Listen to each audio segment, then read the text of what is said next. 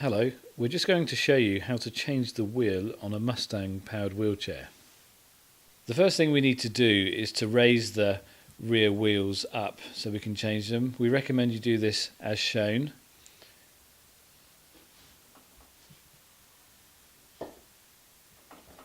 To remove the wheel, we have to remove the centre cap of the wheel as shown, which will show then where the nut is that secures the wheel on. Make sure that the motor is engaged so that the wheel does not spin. Using a 17mm spanner, loosen the nut as shown.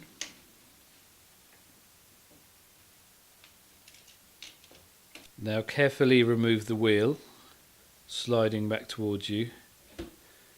The wheel is held in line on the motor using the keyway device. This is potentially a loose insert, so make sure you do not lose this piece. Now to put the wheel back on, make sure the keyway is in place, then fit the wheel over. Replace the washer and fit the nut and tighten as before.